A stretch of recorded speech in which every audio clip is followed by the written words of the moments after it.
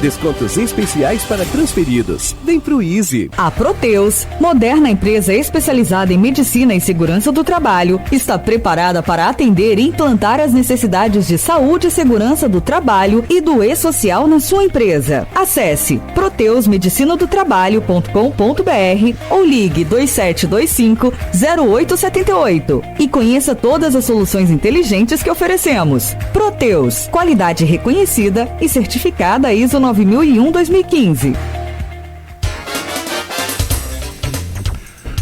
7h55, Folha FM, a rádio que toca você. Estamos no Folha no Ar, primeira edição. Oferecimento Laboratórios Plínio Bacelar. E temos hoje a participação do jornalista Rodrigo Gonçalves, do vereador Jorginho Virgílio, Aloysio Abreu Barbosa, jornalista. E vamos, então, entrar nesse segundo segmento nosso aqui de papo, nesse tema aí que vocês já citaram. Vamos lá? Bom, só queria colocar aqui antes, para futebol ainda, Marco, realmente, como eu te disse, Silas e Careca não estavam nesse time. Silas e Careca são do São Paulo dos anos 80, não dos anos 90, quando ele foi bicampeão do mundo. Ele foi campeão em 87, o campeão brasileiro. Mas foi bicampeão do mundo em 91, 92. Tá certo. Careca já estava na Europa. O time foi bicampeão, tá aqui. Zete, Vitor, não lembrava de Vitor. Achei que fosse Cafu já, mas não era Vitor. Adilson, Ronaldão, como eu falei, Ronaldo Luiz. Pintado, Toninho Cerezo, Dinho, Cafu. Cafu tava assim, mas tava jogando no meio aqui. Palinho e Miller e Raí. Quer dizer, Miller jogava mesmo de centroavante. Não estava de beirada, ele estava de centroavante nesse time. Mas Silas e Careca não estavam nesse time. E o Tele, só para terminar, o Tele era mestre em pegar um jogador que não era grande craque, mas torná-lo extremamente eficiente num sistema tático. Aliás, os grandes técnicos fazem isso, sabem fazer isso. Jorge Jesus também. Muito bem. O time de Tele, eu me lembro que o papai falava muito isso. O time de Tele, se você não soubesse que era time de Tele, você sabia vendo jogar. A maneira como o time se mexia em campo. Né? O time se mexia em campo. E relatar que também é uma coisa raríssima. Ainda bem que foi fotografado ali pelo colega e filmado, porque quase que o Fluminense vira a maioria sobre o Flamengo. Aqui dentro. Aqui dentro desse estúdio, no intervalo, Cláudio Nogueira servindo do café. Porque viu Cláudio Nogueira, Jorginho e Marco Antônio, 3 tricolores. Eu fiquei nervoso. Porque eu sei que o Rodrigo é Flamengo. Eu falei, será que virou minoria? Aí Beto é Flamengo e o colega ali fotografando era Flamengo também. Eu falei, pô, pelo amor de Deus. Empatamos. Não, 4-3. 4-3. Que sem minoria. Mas 4-3, olha. Vamos confessar uma coisa. É uma inversão de valores, né? Jorginho, vamos confessar uma coisa. Para nós tricolores, que somos honestos. Perder de 4-3 pro Flamengo hoje é resultado vitorioso. Não é não? O Flamengo, 4-3. O Fluminense, depois do Flamengo, é o melhor time do Rio de Janeiro. Tá bem montadinho. Tá muito bom o time. Tá bem melhor que ano passado. E é garotada, né? Isso é. Vocês sempre formaram o Xerém, né? Ali. Tem isso. Tem essa fama de formar bons atletas. Bom jogador. O Gerson e Pedro. Dois do Flamengo. O Flamengo estava atrás. O Flamengo estava atrás, não deu certo a contratação de um outro que é sensacional, o Wendel. Grande jogador, o Flamengo quase contratou. Embora Gerson sempre ressalte, Gerson, com o do Fluminense, era um jogador, o jogador de hoje é outro. Sim, Gerson saiu do Fluminense como meia esquerda. Era um cara meio indolente, era aquele meio, que você falou de ponta de lança, era meio de ligação. Gerson foi para a Itália, virou segundo meio de campo, que é segundo volante, né?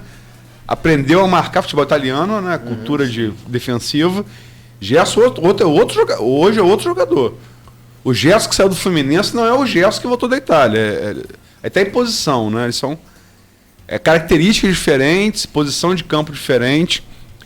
Mas a gente chega de falar de futebol, vamos falar agora de outra escalação. G8. Como é que tá o G? Aliás, que G? Qual é o numeral desse G hoje? Luiz, na realidade, iniciou G5. Assim que houve eleição de 2016. Quando? Vamos lá. De 2016, né? Ainda em 2016, logo após as eleições, nós começamos a nos movimentar para fazer um grupo. Na realidade, quem iniciou a querer fazer um grupo na Câmara, na realidade não foi nem o G5, foi alguém que nunca fez parte do G, foi o Genásio.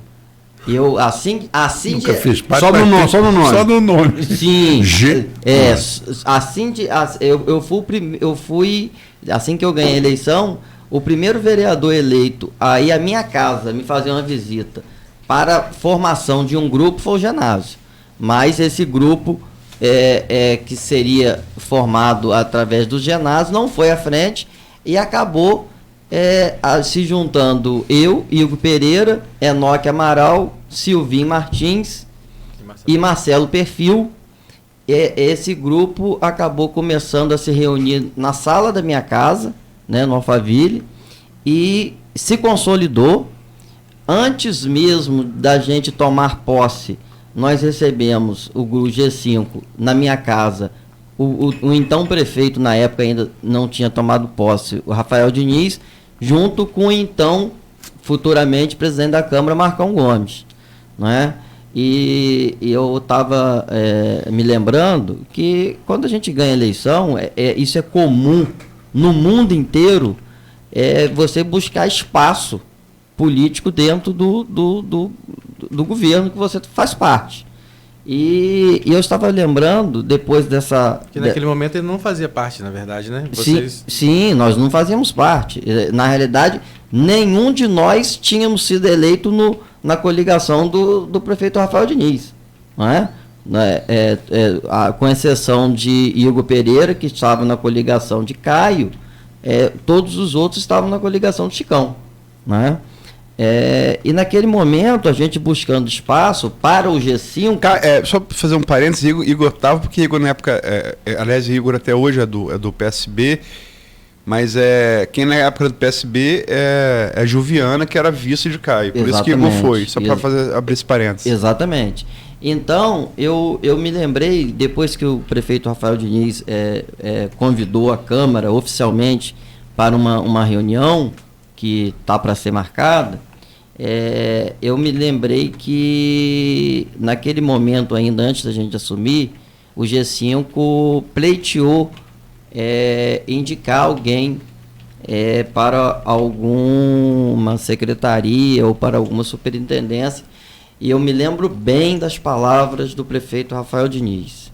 Vereadores, primeiro e segundo escalão serão técnicos. Eu não vou botar político. Serão formados por um grupo técnico. E eu me fez lembrar também do Bolsonaro, que assim que deu a eleição, ele também falou a mesma coisa. Não vai ter indicação política no primeiro e segundo escalão. Eu vou montar uma equipe técnica. Tá? Então, isso eu me fez lembrar depois desse convite, dessa reunião. E dali nós fizemos parte da base aliada, né? Mesmo com a negativa dele de dar esse espaço de secretaria ou de superintendência para o G5 na época. Mas nós fizemos parte da base, votamos praticamente todos os projetos que o governo mandou para a Câmara, nós votamos, todos. Com exceção do aumento, na época, do aumento do IPTU, que foi uma das reuniões que o governo fez com a base aliada para explicar o projeto. Talvez tenha sido a única reunião que foi feita do governo com a base para explicar. Aí os outros projetos podem dizer assim, mas foi feita audiência pública. Não. Aí a audiência pública, o projeto já está pronto. Mas reunião prévia com a base. Quando você faz a audiência pública, o projeto já está pronto e você vai lá só para apresentar, né? Audiência pública. Mas no aumento do IPTU, houve uma reunião com a base para explicar e para ter algum tipo de emenda, de acerto. E eu fui muito contundente na época. Essa reunião foi na Emugre. Há quanto que você não é muito contundente, Jorge? Eu tenho essa questão de ser bastante contundente. Mas, desculpa, sim. Vamos lá. E aí, naquele momento, ainda o Jorge Angel era vereador, o Roberto Pinto ainda era vereador, tal, e naquela reunião... Isso é bem no começo, né? Bem no começo.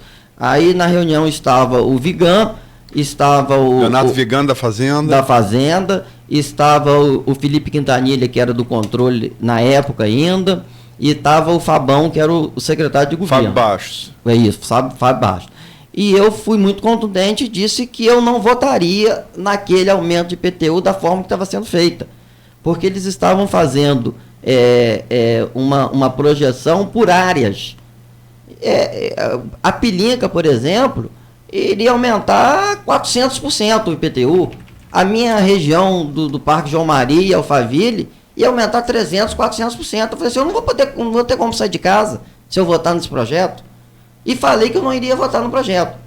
E quando foi para a pauta esse projeto, que da Câmara, da sessão, foi uma sessão que, se vocês pegarem lá atrás, a sessão começou quase 7 horas da noite, marcado para 5. Marcão veio ao meu gabinete, reuniu com o G5, que já naquele período já era G6, porque o Marcos Bacelar tinha vindo para o grupo, e para fazer o convencimento para votar naquele aumento do IPTU, porque senão não teria voto suficiente. Então a sessão foi começar quase 7 horas da noite, mas como eu já tinha declarado até em redes sociais que eu não iria votar, eu pedi aos colegas que me liberassem da votação, que eu iria votar contra, mas se pudesse ajudar o governo, que votassem a favor. E assim foi feito, o projeto foi aprovado, mas lá na frente um pouco, eles viram que não iria dar certo aquele projeto, e o prefeito depois fez um decreto limitando em 10% o aumento do IPTU. Então, naquele momento, eles na reunião, eles não deram a mão à palmatória, mas no final acabaram vendo que iria ser um desastre, né? Seria um desastre. Mas vamos tentar, eu sei que exemplificar com casos é sempre bom, e eu me lembro dessa história sua do IPTU, mas vamos tentar fazer de maneira, porque são 3 anos, né? Sim, são vários eventos, mas assim, de maneira resumida a história do G, porque aliás, é bom lembrar, o G era anterior à atual legislatura. Sim. O G existia na legislatura passada. Sim. Né? Ele vem de algum tempo. Sim. Eu faço jornalismo político acho que uns 30 anos. Esse G tem no mínimo uns 10, 15 anos. Ele teve. Passou por várias legislaturas, por vários governos. Né? Ele não é. Se eu não falo a memória, ele começou no governo Mocaibe, ou talvez até um pouco antes. Sim. Ele vem, quer dizer, muda a legislatura, ele renasce com outro formato. Na legislatura passada, que o prefeito fazia parte de um G também, né, que era liderado por Nildo Cardoso. É verdade. Né? O G sempre existiu. Não, mas eu acho que o G como denominação de um grupo governista, não de oposição, que queria uma certa distinção com a base mais raiz, digamos assim. Teve uma época que o próprio Magal fez parte. Marco Bacelar. Sim, o próprio Genásio, eu acho, também teve Albertinho. Albertinho, é verdade, Albertinho. Então ele vem, eu acho que, se eu não me engano, se vem desde o governo Mocaibe, acho que é anterior ao Rosinha. Mas enfim, nessa legislatura, até chegar ao assim, de maneira um pouco mais dinâmica, mais resumida, até chegar ao racha do orçamento, que ficou de dezembro agora para o início do ano. E você não me respondeu qual numeral. Você respondeu. Não, você respondeu quando começou. Qual o numeral dele hoje? Não, ele na realidade. Elegeu o que hoje? Ele foi oficialmente formado, né? Como líder. Isso está oficializado na Câmara. Não foi desfeito ainda, né? O grupo continua, né? Até hoje continua. Agora, eu discordo quando diz que o racha foi do G8 naquelas votações. O racha não foi do G8. O racha foi da base aliada do governo. Porque outros vereadores que não faziam parte da base aliada, vários, posso citar aqui o Silvinho Martins, Cláudio Andrade, e eu acho que teve outros da base aliada, que votaram em alguns projetos que o governo, votaram contra alguns projetos que o governo mandou. Então não foi um racha do G8, foi um racha da base aliada. Não, o evento de dezembro é um racha da base. Da base. E assim foi tratado. Sim. O racha agora, da volta, foi um racha do G8. Isso. Então são dois momentos mas lá atrás... de dois sujeitos diferentes. Né? Mas lá atrás... O que rachou, eu concordo, em dezembro foi a base. A base. O que rachou na volta na votação do orçamento foi o G8. O racha do G8, na volta Quando foi a sessão? Foi início de janeiro, né? Janeiro? Foi início de janeiro. Na realidade, nós não nos reunimos, o G8 não se reuniu no dia ou um dia anterior da votação. Ele se reuniu uns dias anteriores. Nós procuramos o presidente Fred Machado para propor, não os 10%, mas chegar aos 15%. Eu fui até nessa reunião, nós estávamos reunidos no escritório de Hugo Leal, né, onde Hugo faz as reuniões ali no edifício executivo, e nós chegamos a esse consenso de propor 15%, e eu fui eleito ali para ir conversar com o Fred Machado. E chegando lá, Fred falou: Jorginho, a oposição já esteve aqui e nós acabamos fechando em 20%. Então nós já temos 20%.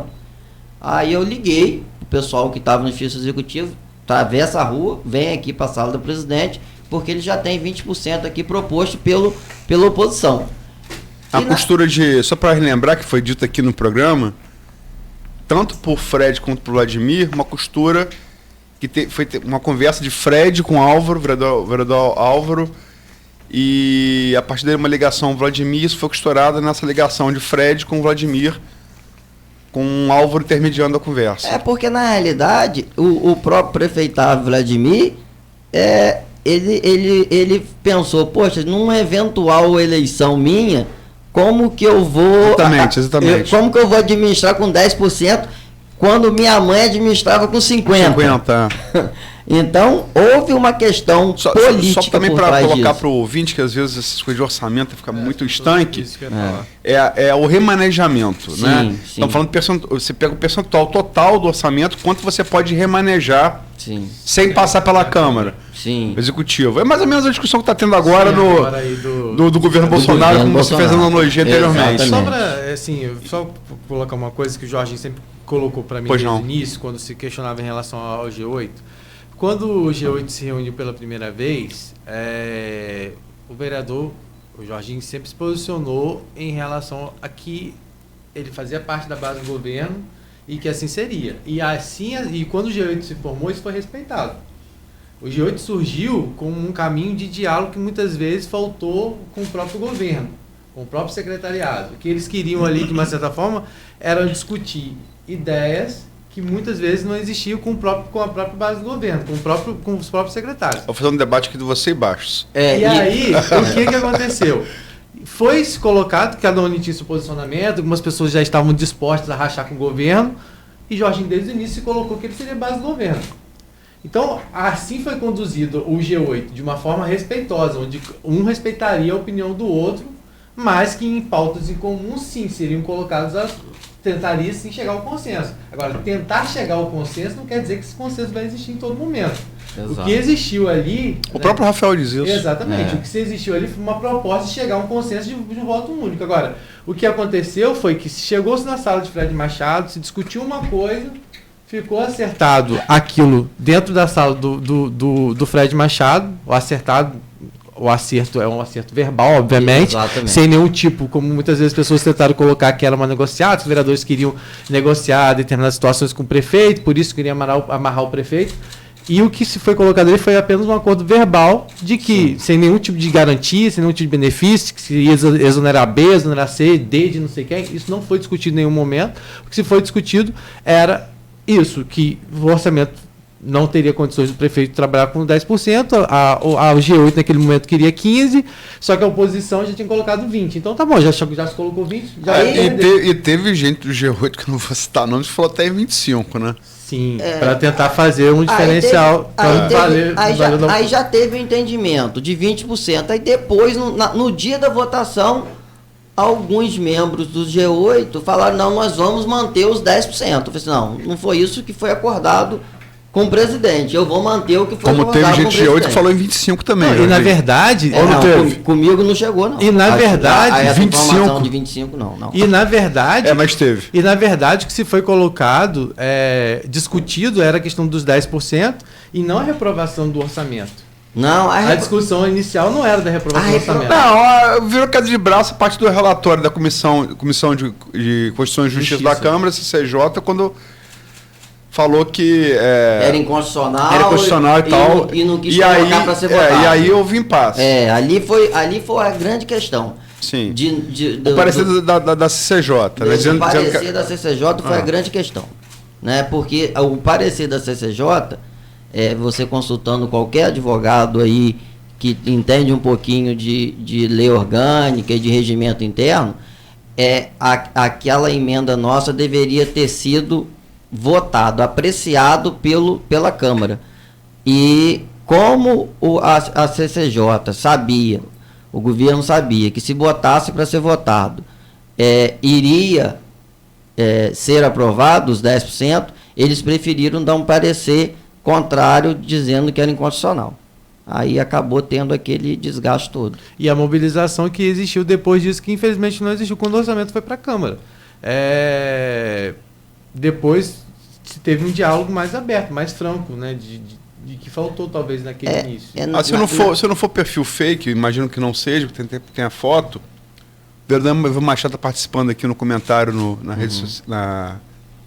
No link do streaming, na página da rádio no Facebook, vou ler aqui. Vereador Jorginho, vereador Ivan Machado, está falando de ser a terceira pessoa. Na reunião do G8, manteve a posição do G8 dos 10%, inclusive apresentou emenda dos 10% na segunda votação. É isso mesmo? É isso mesmo. Para fazer justiça, é verdade. O vereador Ivan, inclusive na reunião que nós tivemos, ele estava ainda presente no edifício executivo, mas depois, por compromisso, precisou sair, e na reunião com o Fred Machado ele não estava presente.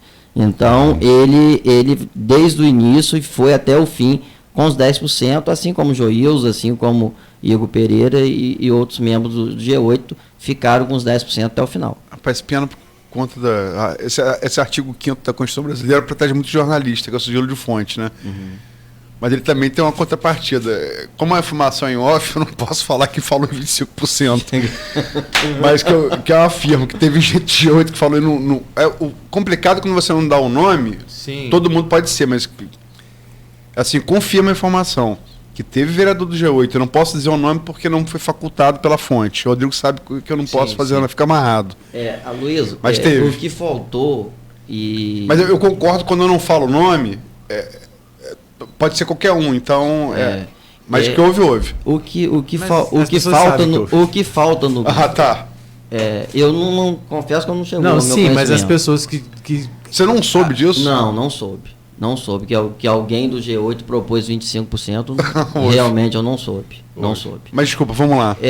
Eu acho que o que faltou é muito quando o Rodrigo fala aí que o G8, um dos motivos de ter sido reconstruído com outros personagens, foi exatamente a falta de diálogo com o governo. E quando eu falo falta de diálogo com o governo, não é com o prefeito Rafael Diniz. O prefeito, se eu ligar aqui agora, ele me atende. Ou se não atender, ele retorna. Agora, grande parte do secretariado dele, e vou dizer em porcentagem, 90% só atende a hora que quer, não atende. Ou quando o prefeito manda. Eu, por exemplo, eu tenho evitado já há algum tempo de ter contato com qualquer secretário de Rafael Diniz. O meu contato, combinei com ele, prefeito, o meu contato vai ser direto com você. E você faz o intermédio com o seu secretariado. porque os caras só atendem na hora que querem. Principalmente agora, nesse período eleitoral, que é uma outra questão muito interessante, que Rafael lá atrás... Os pré-candidatos a vereador. Rafael lá atrás falou que a equipe era técnica, não era político. E eu pessoalmente ouvi desses vários secretários técnicos dizendo: eu não sou político, eu sou técnico. E agora um monte se mostrando pré-candidato a vereador. Os técnicos viraram político. E agora, mais do que nunca, estão usando as suas secretarias para fazer pré-candidatura de vereador. Então, é um conselho aqui, não dei ao prefeito, mas com a audiência da Folha no Ar, eu daria esse conselho: afaste os secretários, superintendentes que querem ser candidato a vereador. Se puder afastar amanhã, já afasta amanhã, para deixar esses personagens fazerem suas campanhas sem usar a máquina pública. Jorginho, porque também esse conflito é inevitável, faz parte da política. E acontece, aliás, em qualquer governo. Em qualquer eleição legislativa, você tem integrantes do governo que se cacifam no governo ou acham que se cacifam, aí depende do eleitor, né?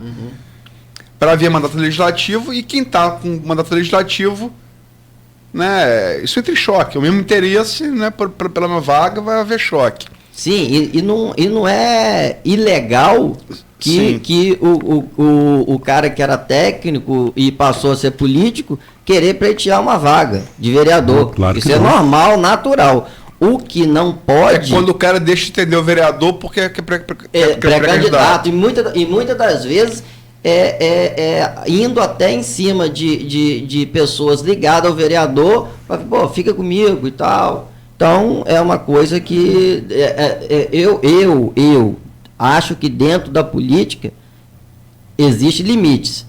Tem pessoas que acham que dentro da política vale tudo. Eu não penso desse jeito, tá?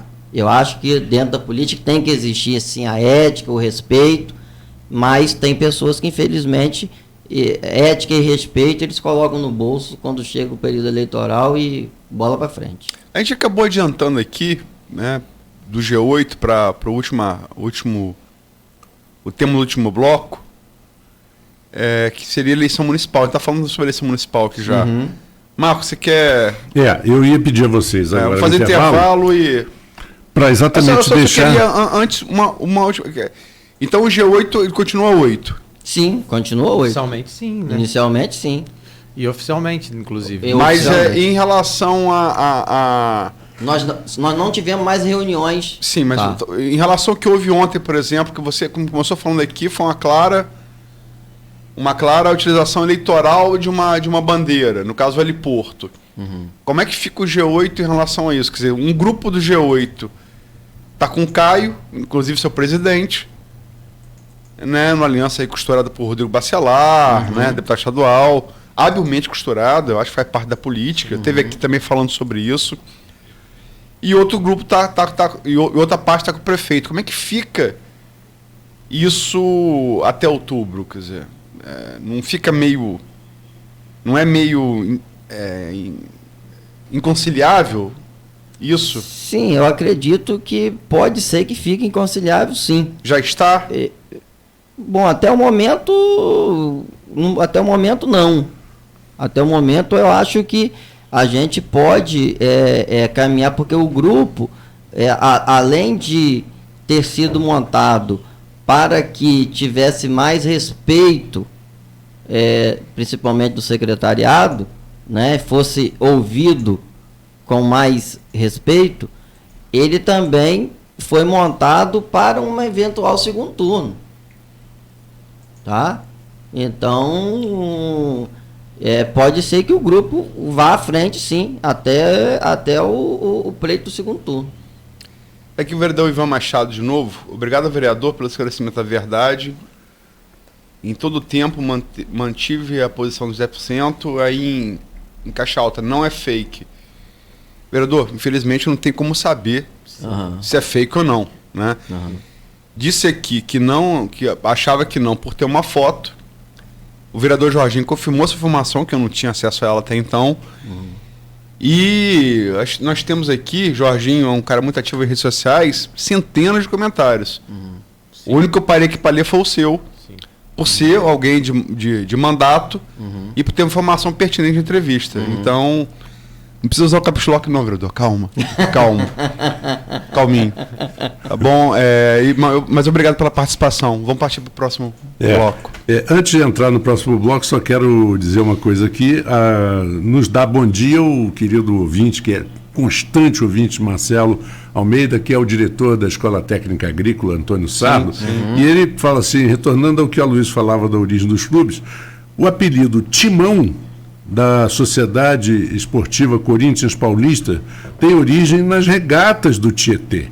Tanto que o símbolo do time é composto por uma âncora, um par de remos, uma corda náutica e aquele timão. Aquele que é o... Não é então não é time grande. Aumentativo de time. Não é. É o leme. Provavelmente, é o leme. Provavelmente virou. Sim. Né? Já na cabeça e tal. Foneticamente, né? Como, por exemplo, na música Aquele Abraço, do Gilberto Gil, a torcida do Flamengo adotou a torcida do Flamengo. Aquele abraço, quando na verdade era uma gozação. Gilberto Gil é tricolor, o Fluminense foi campeão carioca em 69, derrotando o Flamengo por 3-2 na final, e ele aproveitou e fez isso. Foi exatamente logo depois do jogo. Só fez sucesso porque a torcida do Flamengo adotou. Porque senão, se fosse... Não, isso quer dizer, por que o Palmeiras é porco? O nome do Palmeiras é Palestra Itália. Palestra Itália. Explode a Segunda Guerra Mundial, o Brasil em 42 ou 43, me falha a memória, o Brasil entra na guerra, o único país da América Latina a enviar tropas que lutam no palco europeu, na Itália mais precisamente, e está lutando contra a Itália, que era Alemanha, Itália e Japão contra o resto do mundo, né? Você está lutando contra a Itália, você não pode ter um time chamado Palestra Itália. Então passou a chamar pejorativamente o torcedor palmeirense de porco. E como ocorre como no caso do Flamengo, eles pegaram aquilo que era uma coisa pejorativa e transformaram numa coisa positiva. Adotaram para si. Como o nome foi mudado para Palmeiras, que era Palestra Itália. Foi proibido pela ditadura de Getúlio, não podia ser mais Palestra Itália. Está fazendo guerra contra a Itália, não pode ter Itália no nome, e ficou. Hoje porco é uma coisa... Sim. Eles conseguiram fazer uma coisa boa. É verdade. Como o urubu do Flamengo, né? Exatamente. Aproveitar e mandar um abraço aí pro Marcelo. E ele mandou para você também. Marcelo é meu amigo, meu vizinho. Um abraço para a Vitória, que é a vice-diretora lá do Antônio Sardo, do Colégio Agrícola. Eu tive a oportunidade de atender o Marcelo e a Vitória quando eram ainda pré-candidatos no meu gabinete, junto com o então deputado estadual Conte Bittencourt, que era o presidente da comissão de educação na LERJ, quando eles já naquele momento pleiteavam que o Agrícola fosse para o ENF, né, que acabou se concretizando. É isso aí. Só a gente vai ter que mandar abraço para Só para finalizar, eu acho assim, essa questão do G8 rapidinho, é que o Vladimir Garotinho teve aqui no Folha, no ar, né, e falou a respeito do G8 em relação a isso, que o G8 não era mais G8 e tal. Porque eu acho que o vereador pode até colocar isso, que em nenhum momento se foi colocado essa questão da participação, seja de Caio, seja de Vladimir, ou de pessoas ligadas ao Caio, ligadas ao Vladimir. O que se foi colocado no G8 a todo momento, e o G8 nasceu dessa forma, era que ali tinham pessoas que já tinham declaradamente seu racha ao governo, e tinham pessoas que se iam manter na base do governo. O G8 nasceu de uma forma respeitosa, o que muitas vezes falta em grupos que a gente sabe que é imposição. Inclusive, Vladimir veio de um grupo que sempre foi tudo muito imposto, né?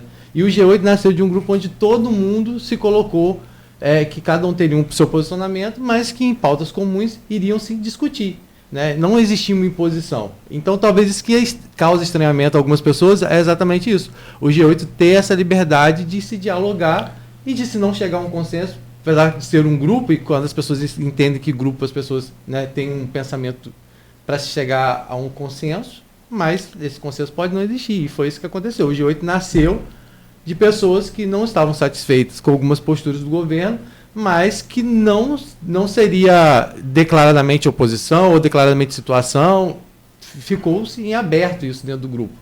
Pessoas que queriam permanecer na base e pessoas que queriam não ficar na base. E isso foi respeitado. Isso que eu acho que o G8 se mantém vivo até agora por conta disso, porque foi uma coisa que ele já nasceu assim. Ele não nasceu unicamente taxado de uma coisa. E o Rodrigo falou muito bem. Vocês imaginam, da forma que eu venho executando meu mandato nesses 3 anos e 2 meses, se fosse, por exemplo, o Garotinho, o prefeito, eu estaria na base já? Ainda? Não estaria. Eu estou na base porque o prefeito Rafael Diniz é realmente um democrata, tá? Porque se fosse por parte do staff do governo Rafael Diniz, eu já estava fora da base há muito tempo, né? Pelas minhas posições. Porque quando eu tenho que criticar, eu critico, quando eu tenho que elogiar, eu elogio, né? E as pessoas precisam entender que política daqui para frente vai ser assim.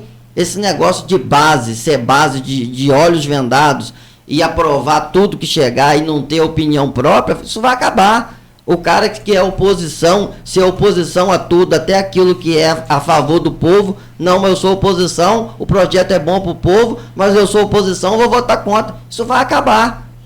Tem que acabar. Tem que acabar. Tem que acabar. Só mais de intervalo, para pegar o Rodrigo falou da liberdade. Embora o próprio Jorginho tenha dito que deve chegar a um ponto que vai ficar inconciliável, como é natural, a política é assim. A liberdade, cara, um grupo é bom que seja assim. Porque naquela época, lá atrás, em dezembro, eu cheguei a procurar você e você disse que estava proibido de falar com a imprensa, né? O segredo do G8, isso foi em dezembro. Você se recorda bem disso. E, bom, o vereador Ivan Machado também se posicionando aqui. O G8, pelo menos na minha opinião, deixou de ser... Ele falando aqui, o G8, pelo menos na minha opinião, deixou de ser G8 pelos fatos relatados. Está dizendo, postou aqui agora. Então eu discordo um pouco de vocês. Mas convidar mais uma vez, né, o líder do G8, o vereador Igor Pereira. Não precisa ter medo não, Igor. Vem aqui conversar. Não tem problema nenhum não. Pode vir aqui conversar. O vereador Ivan está aqui, o Jorginho está aqui. Vamos falar sobre o G8, vamos falar sobre política. Seu pré-candidato também, Caio Viana. Vamos vir conversar, não tem problema nenhum. Aqui é o espaço democrático aberto. Liberdade é muito bom.